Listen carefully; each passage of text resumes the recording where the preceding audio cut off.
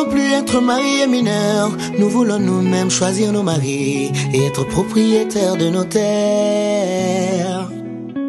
Nous voulons être respectés et être décideurs. Ne plus être intimidés, violés. Nous voulons aller à l'école, c'est décidé. Franchir les étapes et faire part de nos idées. Jamais plus jamais excisés ou être exploités. Je suis Aminata Pilimini Diallo, journaliste, fondatrice du site actuel.info, rédactrice en chef de Love FM et Web Féministe. Bonsoir chers auditrices et auditeurs de la radio qui donne le pouvoir aux femmes, Love FM. Et aujourd'hui le thème c'est mutilation génitale féminine. Si je n'étais pas peut-être excisée, je pouvais être une fille qui était épanouie sexuellement depuis le début, une fille peut-être qui n'avait pas ces infections et une fille qui n'a pas des règles douloureuses très atroces. Et je sais que c'est l'excision qui a causé ça. Alors en tant que journaliste, en 2015, j'ai créé un site qui est dédié aux femmes et j'ai compris que les femmes avaient besoin de quelqu'un pour parler pour elles. Donc elles avaient besoin d'une voix. C'est là que j'ai commencé à dénoncer et à défendre les droits des femmes.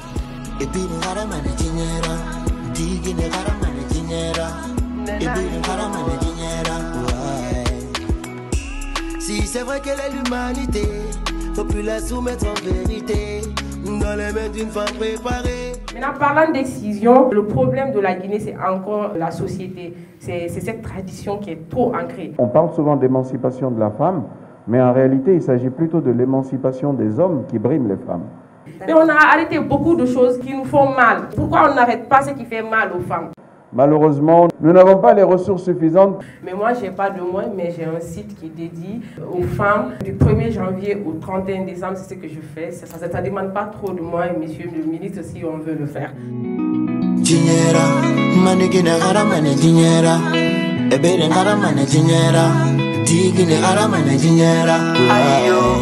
fait des débats, j'ai fait des émissions, j'ai fait des articles, j'ai cherché tous les ingrédients pour dénoncer et sensibiliser. J'ai la méthode d'inviter des gens qui connaissent la pratique, des religieux ou en tout cas des médecins ou des victimes elles-mêmes, de venir parler. Parce que je comprends que beaucoup de victimes d'excision avaient un mal enfoui en elles. Elles voulaient extérioriser leur mal qu'elles avaient. Je t'appelle pour t'inviter dans mon émission pour parler d'excision parce que je t'ai vu sur les réseaux sociaux, tu parles de ton cas. Tu as été victime d'excision et d'infibulation, donc je veux t'inviter pour en parler. Il n'y a pas de problème. Ok. Merci d'avoir accepté.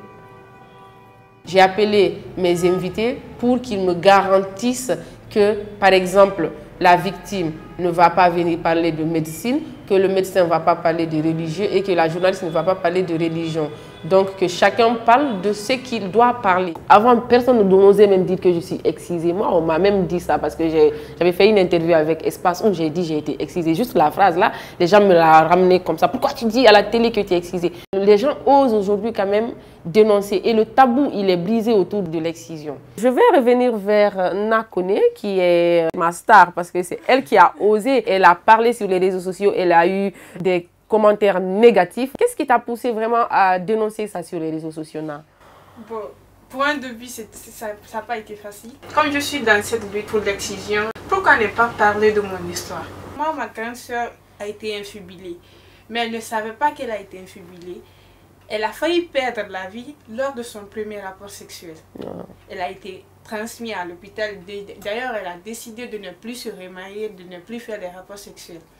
Du coup, je dis, sûrement beaucoup de filles ne savent pas qu'elles ont été infibulées. Donc, il faut en parler. Je vais expliquer pour moi et puis voir si les autres auront le courage d'expliquer pour qu'on puisse les aider. L'infibulation, moi-même, je ne connaissais pas ce que c'était. Le problème est là. Les gens ne savent pas qu'ils sont victimes d'infibulation. Il faut briser le silence. Il ne faut pas se taire pour avoir peur de la société. Parce que la société, elle va toujours parler. Donc, il faut être courageuse et parler de son problème. Merci beaucoup.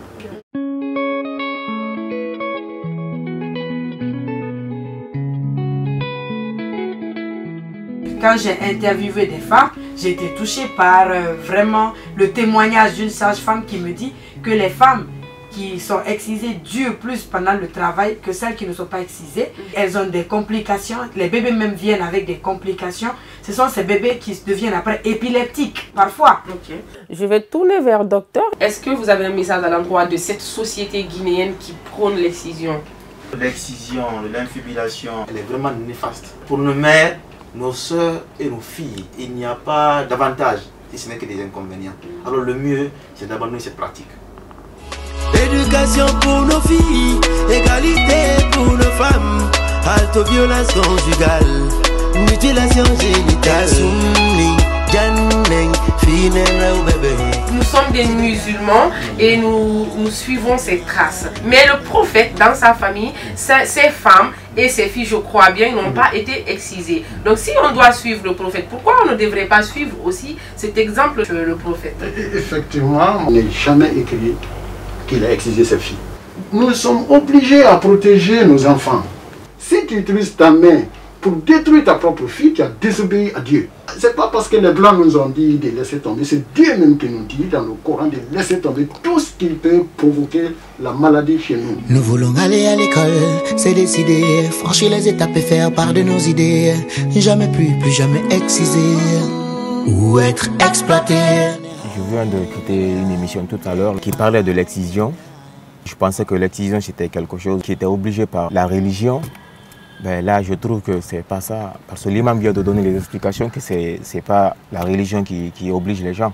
Je vais aussi conseiller à mes amis de ne plus jamais exciser leurs enfants. Aujourd'hui, même si on m'offre une femme qui n'est pas excisée, je vais vraiment lui prendre.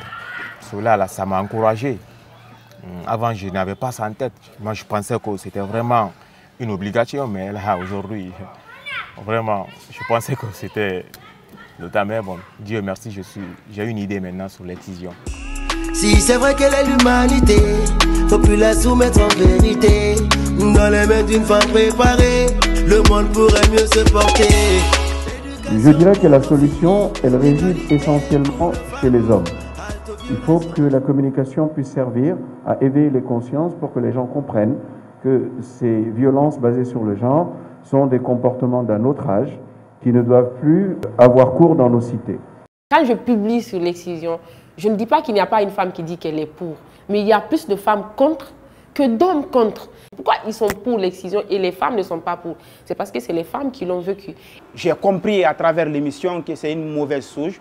Surtout, au-delà de ça, il y a autre chose aussi qui dépasse même l'excision qu'on appelle l'infubie, l'inquaba. C'est un mot ignoble même.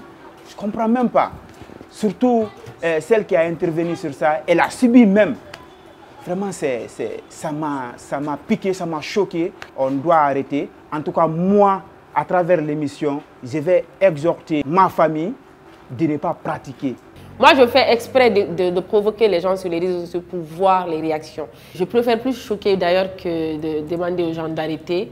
Les réseaux sociaux ont aidé les gens à être ouverts derrière un téléphone ou derrière un ordinateur. Parce que si c'est en face des gens directement, tu as peur de parler. Les réseaux sociaux ont aidé beaucoup de personnes qui étaient pour l'excision. Ils ont assumé, ils ont dit j'étais pour l'excision, mais aujourd'hui je ne suis plus. C'est comme ça se passe. Plus de 200 millions de femmes et de filles ayant subi une mutilation génitale, dont près de la moitié vivent en Afrique.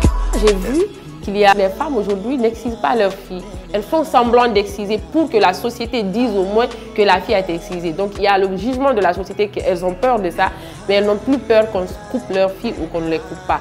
Donc elles les amènent par exemple sur la sage-femme. La sage-femme sait qu'elle n'a rien coupé, elles font juste le semblant de l'attacher un pagne, de le sortir. Tout le quartier dit hey, la fille de telle a été excisée. Pourtant elle n'a pas été excisée, le secret reste entre la mère et la fille. Quand j'ai dénoncé ça, les gens sont venus me dire pourquoi tu parles de ça? Tu as gâté notre secret. Ben oui, je vais gâter votre secret. Parce que je veux amener la société à ne plus juger une fille qui n'a pas été excisée, de dire qu'elle n'est pas propre. C'est comme ça, on peut au moins sensibiliser. J'espère que le message est passé. Alors j'espère que cette société guinéenne comprendra d'abord que l'excision n'est pas religieuse et que l'excision a des conséquences. Merci de nous avoir suivis. On se reprend plus tard. Moi, je compte mener cette lutte jusqu'à ce que ça s'arrête. Jusqu'à ce qu'on dise que le combat est gagné et qu'on a zéro excision en Guinée, en Afrique et dans le monde.